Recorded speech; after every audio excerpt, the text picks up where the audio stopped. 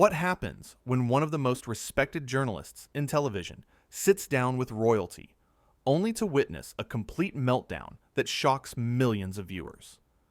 It only took 35 seconds after one specific comment for everything to spiral completely out of control. Anderson Cooper has been doing this for decades. He's interviewed presidents, war criminals, survivors of unimaginable tragedy. He's known for staying calm, for asking the tough questions while maintaining his composure. But nothing could have prepared him for what was about to unfold on this particular episode of 60 Minutes. The interview started normally enough. Prince Harry walked onto the set, shook Anderson's hand, and sat down in the chair across from him. The lighting was perfect, the cameras were rolling, and America was watching. Anderson began with a simple question. Thank you for joining us tonight. I want to start by asking about your recent comments regarding the press. You've been very vocal about feeling misunderstood. Can you elaborate on that? Harry shifted in his seat, already looking uncomfortable. Well, Anderson, I think what people don't understand is the pressure, the constant scrutiny. You sit here in your comfortable studio, but you have no idea what it's like. Anderson nodded, keeping his expression neutral. I think many people would argue that public figures, especially those born into privilege, understand that media attention comes with the territory. How do you respond to that? That's exactly the problem, Harry said, his voice rising slightly. People like you, making assumptions about what I should or shouldn't expect. You make millions of dollars sitting in this chair, asking questions, but you've never had to live your entire life under a microscope. Anderson paused, choosing his words carefully. I've covered wars and combat zones. I've reported from disaster areas. I'm not sure I'd characterize my career as simply sitting comfortably, but I understand your point about sustained public attention being different. Let's talk about... No, let's not move on, Harry interrupted. This is what always happens. You people ask a question, and then, when you don't like the answer, you pivot to something else. You're all the same. The studio went quiet. The crew behind the cameras exchanged glances. Anderson maintained his professional demeanor. I'm giving you a platform to share your perspective. That's why you're here. So please, continue. Harry leaned forward. My perspective is that people like you have made a career out of exploiting people like me. You act like you're doing some noble service, but really, you're just parasites, feeding off of other people's pain. Anderson's jaw tightened, but his voice remained steady. I think that's an unfair characterization. Journalism serves an important function in society, holding people accountable, sharing stories that need to be told. I've never exploited anyone, and I certainly didn't invite you here to do that tonight. Oh, please, Harry scoffed. You invited me here because my name gets you ratings. Don't pretend this is about anything else. You're using me just like everyone else has my entire life. I invited you here because you asked to come on the show, Anderson replied, his patience clearly being tested. Your team reached out to us. You said you had things you wanted to discuss. So I'm confused about why you're now attacking me for giving you exactly what you requested. Harry stood up suddenly, pointing his finger at Anderson. Don't you dare try to twist this around. You think because you're Anderson Cooper, you can sit there and judge me. You think your little CNN background makes you better than me? I'm not judging you, Anderson said firmly. I'm trying to have a conversation. But if you're going to be hostile and attack me personally, then maybe we need to take a break. A break? Harry laughed bitterly. No breaks. Let's keep going. Let's talk about how you and your media friends destroyed my mother. Let's talk about how you people have made my life hell since the day I was born. How about that for a conversation? Anderson's expression shifted. I was nowhere near the situation with your mother. I understand that was traumatic for you, and I'm genuinely sorry for your loss. But you cannot blame me personally for things that happened when I wasn't even involved. You're all involved, Harry shouted. Every single one of you. You all have blood on your hands, and you sit here pretending to be the good guys. It's disgusting. The producers in the control room were frantically discussing whether to cut to commercial. This was spiraling faster than anyone anticipated. Anderson, to his credit, remained seated, maintaining eye contact with Harry. "I think you're dealing with a lot of pain," Anderson said quietly. "And I think you're misdirecting that pain at me right now. I'm not your enemy. I'm just trying to do my job." "Your job is ruining people's lives," Harry spat back. "And you know what? I'm done with this. I'm done with you.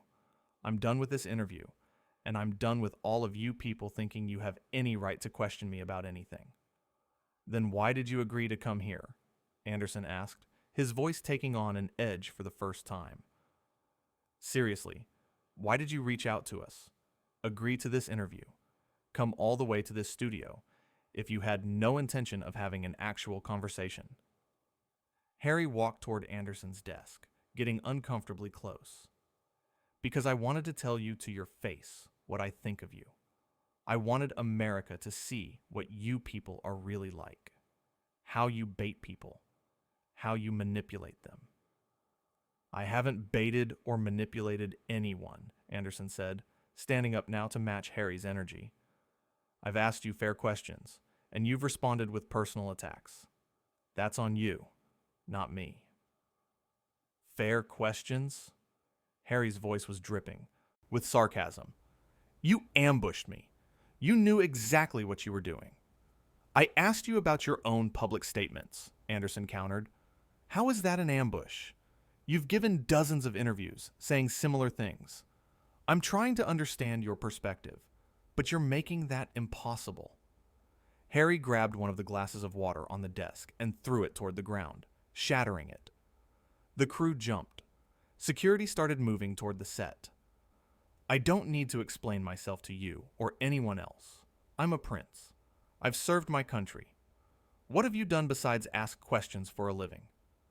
Anderson's face flushed red. "Get out." "What?" Harry seemed surprised by the directness. "I said get out," Anderson repeated, louder this time. "This interview is over. You've been disrespectful. You've been hostile. And now you're destroying property. I don't care who you are or what title you have. You need to leave my set right now." "You can't kick me out," Harry said, but his confidence was wavering. "I absolutely can, and I am," Anderson said. "This is my show. You're a guest here, and you've worn out your welcome. Security, please escort him out." Two security guards approached Harry. "Don't touch me," he warned them. "Do you know who I am?" "We know exactly who you are," one of the security guards said calmly. "And we're still going to need you to leave, sir." Harry looked around wildly, as if expecting someone to come to his defense. The crew members all avoided his gaze. Anderson stood with his arms crossed, waiting. "This is ridiculous," Harry muttered. "You're all going to regret this. Do you understand? When this gets out, when people hear about how I was treated—" "There are cameras recording everything," Anderson interrupted. "So yes, when this gets out, people will see exactly how you behaved. They'll see that I treated you with respect until you made that impossible. Now please, leave." Harry jabbed his finger toward Anderson one last time. "You have no idea what you've just done. The kind of trouble you've just brought on yourself and this network." "Are you threatening me?" Anderson asked incredulously. "On camera? After everything else, you're now threatening me?" "I'm not threatening anyone," Harry backtracked. "I'm just saying that there will be consequences for how you've treated me tonight." "The only person who needs to worry about consequences is you," Anderson said. "You came on national television and had a complete meltdown. You attacked me personally. You broke property, and now you're implying there will be repercussions for me doing my job. That's not a good look for anyone, regardless of their background." The security guards gently took Harry's arms. "Sir, we really need you to come with us now." Harry jerked away from them. "I'll walk myself out. I don't need your help." He turned back to Anderson one more time. "You know what your problem is? You think you're untouchable. You think because you're on television, you can say whatever you want about whoever you want. But you're not special, Anderson. You're just another talking head. Anderson didn't respond. He simply watched as Harry stormed off the set, nearly tripping over a camera cable in his haste to leave. The studio doors slammed behind him, leaving in stunned silence in his wake. Anderson exhaled slowly, running his hand through his silver hair. He looked directly into the camera. Well, that was unexpected. We're going to take a quick break, and when we come back, we'll figure out what to do with the rest of the hour. The moment the cameras cut, Anderson sat back down heavily in his chair. A producer rushed over. "Are you okay?" "I'm fine," Anderson said, though he looked shaken. "Is he gone?" "Security's making sure he leaves the building," the producer confirmed. "Anderson, I'm so sorry. We had no idea he was going to—" "Nobody could have predicted that," Anderson said. "I've interviewed dictators who were more pleasant." Another crew member brought Anderson a new glass of water. His hands were shaking slightly as he took a sip. "Did we get all of that on tape?" "Every second," the producer confirmed. Anderson nodded slowly. "Good, because nobody would believe it otherwise." In the control room, the director was already on the phone with network executives, explaining what had just transpired. The legal team was being consulted. The publicity department was preparing statements. Everyone knew this was going to be huge. Back on set, Anderson was trying to compose himself for the rest of the broadcast. A makeup artist came over to touch up his face, which was flushed from the confrontation. "You handled that really well," she said quietly. "I don't know about that," Anderson replied. "I probably should have ended it sooner." "You gave him every chance to have a normal conversation," she said. "He's the one who chose to act that way." Anderson glanced at the empty chair across from him. "I just don't understand what he thought was going to happen. Did he really think he could come on here, attack me, and that would somehow make him look good? Some people are so used to getting their way that they forget how to behave when someone pushes back," the producer offered. "I barely pushed back," Anderson said. "I asked him basic questions, things any journalist would ask." "And that was apparently too much for him," the producer said. "Listen, we need to figure out what we're doing for the rest of the show. We've got 30 minutes to fill." Anderson thought for a moment. "Let's go to the piece about the education system we had planned for later. Just move that up." "You don't want to address what just happened?" "I think we should let people see it for themselves and draw their own conclusions," Anderson said. "We'll put out a statement later if we need to, but right now, I just want to get through the rest of the show professionally." The crew scrambled to adjust the rundown. Anderson sat quietly, collecting his thoughts. He'd been in challenging interviews before. He'd had people walk out on him, but nothing quite like this. The personal attacks, the aggression, the complete unwillingness to engage in actual dialogue, it was surreal. A junior producer approached nervously. "Anderson, I'm really sorry, but people are already talking about this online. Someone in the studio must have texted someone because it's spreading fast." Anderson sighed. "Of course it is. What are they saying?" "It's mixed. Some people are defending him, saying you must have done something to provoke him, but most people seem pretty shocked by his behavior." "I didn't provoke anything," Anderson said firmly. "You all saw it. I was nothing but respectful until he made that impossible." "We know," the producer assured him, "and the tape will show that. Don't worry." But Anderson was worried. Not about his own reputation, he'd been in this business long enough to weather controversies, but about what this meant for the broader conversation about media and public figures, about respect and discourse, about how people in positions of privilege sometimes felt entitled to treat others however they wanted without consequences. The stage manager called out, "We're back in 60 seconds. Anderson straightened his jacket and cleared his throat. The show had to go on. That's what professionals did. No matter how bizarre or uncomfortable the circumstances, you composed yourself and continued. As the cameras came back on, Anderson looked directly into the lens with a steady, calm expression that had made him one of the most trusted faces in news. Welcome back to 60 Minutes. We're going to continue now with a special report on the state of public education in America. And just like that, the show moved forward. But everyone in that studio knew they had just witnessed something extraordinary. Something that would be talked about for a long time to come. A moment when entitlement crashed headfirst into accountability, and the cameras had captured every single second of it. Anderson had maintained his professionalism throughout. He'd tried to give his guest every opportunity to have a meaningful conversation. He'd stayed calm in the face of aggression. He'd only raised his voice when his boundaries were being violated. And ultimately, he'd done what he had to do. He'd removed someone from his set who was being disrespectful and disruptive. That's what a good host does. They maintain control of their show. They don't allow guests, no matter how famous or important they think they are, to hijack the conversation or turn it into a spectacle. They ask tough questions, sure, but they do so fairly and with the goal of informing their audience. Harry, on the other hand, had come into that studio with an agenda that had nothing to do with actual dialogue. He'd wanted confrontation. He'd wanted to make a scene. And he'd gotten exactly what he came for, but not in the way he'd probably imagined. Instead of looking like a victim standing up to the media, he'd come across as exactly what Anderson had remained patient with for as long as possible. Entitled, aggressive, and unable to handle even the most basic level of professional questioning. The contrast between the two men couldn't have been clearer. Anderson, with decades of experience, maintaining his composure even as he was being personally attacked.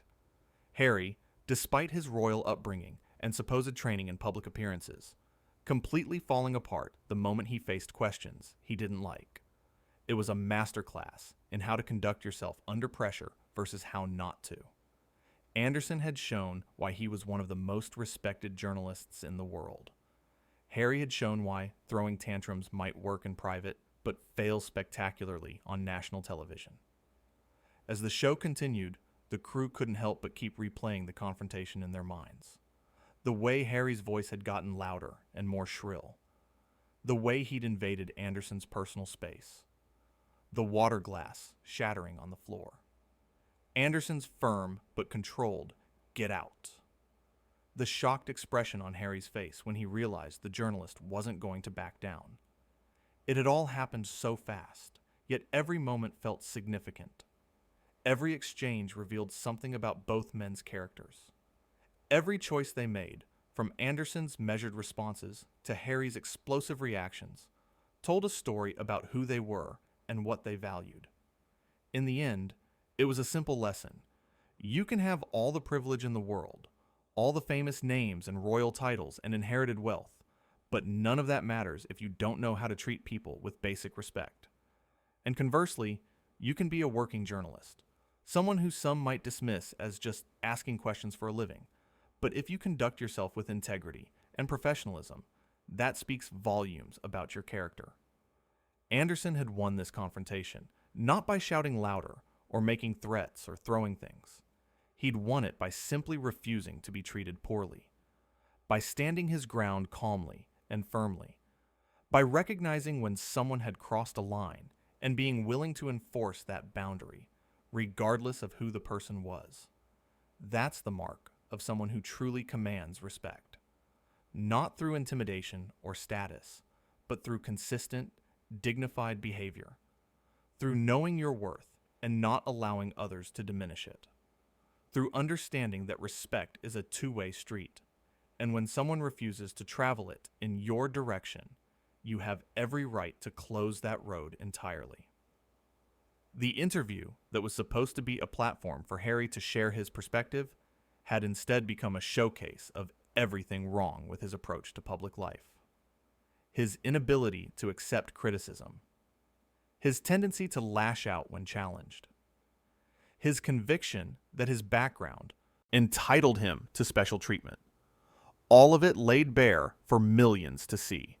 And Anderson, who had simply been trying to do his job, had ended up being the voice of reason in a situation that had spiraled into chaos through no fault of his own. He'd remained the good guy because he'd acted like a good guy. He'd maintained his principles. He'd refused to sink to his guests' level. He'd shown what real class looks like. As the hour drew to a close and Anderson signed off, he did so with the same professional grace he'd displayed throughout his career. No bitterness in his voice. No need to gloat or emphasize what had happened. Just a simple goodnight to his viewers and a promise to be back next week. But everyone watching knew they'd just witnessed something unprecedented. A moment when the mask slipped. When entitlement revealed its true face. When a respected journalist had to literally remove a guest from his set because that guest couldn't handle being treated like everyone else. It was television history, but not the kind Harry had probably hoped to make.